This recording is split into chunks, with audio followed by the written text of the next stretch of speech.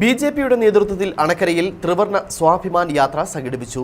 Pakistan തീവ്രവാദികൾക്കെതിരെ Indian സേന നേടിയ ഐതിഹാസിക മുന്നേറ്റത്തിൽ അഭിനന്ദനം അർപ്പിച്ചാണ് പരിപാടി സംഘടിപ്പിച്ചത്.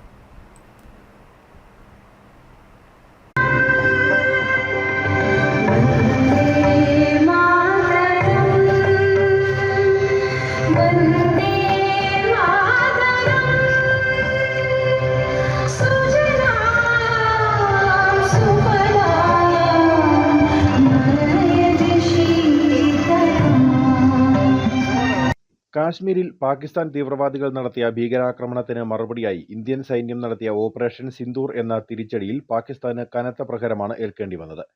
വിജയകരമായ സൈനിക മുന്നേറ്റത്തിൽ ഇന്ത്യൻ സേനയ്ക്ക് അഭിവാദ്യം അർപ്പിച്ചുകൊണ്ടാണ് ബിജെപിയുടെ നേതൃത്വത്തിൽ നൂറുകണക്കിന് ത്രിവർണ പതാകകളുമേന്തി സ്വാഭിമാൻ യാത്ര സംഘടിപ്പിച്ചത്. അണക്കര 7-ാം മൈലിൽ നിന്നും ആരംഭിച്ച യാത്ര പമ്പ് ജംഗ്ഷൻ, ബസ് സ്റ്റാൻഡ് എന്നിവിടങ്ങളിലൂടെ ടൗണിലെത്തി സമാപിച്ചു. തുടർന്ന് നടന്ന യോഗത്തിൽ ബിജെപി സൗത്ത് ജില്ലാ പ്രസിഡന്റ് VC വർഗീസ് അധ്യക്ഷത വഹിച്ചു. നമുക്കറിയാം, ലോകത്തെ എല്ലാ രാജ്യങ്ങളും ഭാരതത്തിന്റെ പ്രവർത്തനത്തിലേക്ക് ഉദാട്ടമായി കടന്നു വന്നപ്പോൾ തുർക്കി മാത്രം ഭാരതത്തിന്റെ ആ നിലപാടുകൾക്ക് എതിരായിട്ട് പാകിസ്ഥാനോട് ചേർന്നുകൊണ്ടുള്ള നിലപാടുകൾ സ്വീകരിച്ചു. എന്നാലും നമുക്കറിയാം, ലോകരാഷ്ട്രങ്ങൾ മുഴുവൻ ഉറ്റുനോക്കുന്ന ഒരു പരിപാടിയായി മുൻ സൈനികൻ KM ഗോപിനാഥൻ യോഗം ഉദ്ഘാടനം ചെയ്തു.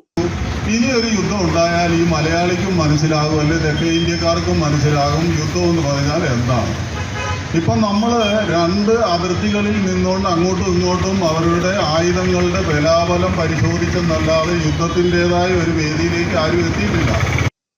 മുൻ സൈനികൻ മോഹൻകുമാർ, നേതാക്കളായ K Kumar, C Santhosh Kumar, KR Sunilkumar തുടങ്ങിയവർ സംസാരിച്ചു. പ്രവർത്തകരും നേതാക്കളുമടക്കം നിരവധി ആളുകൾ പരിപാടിയിൽ പങ്കെടുത്തു. News bureau, Anakkara.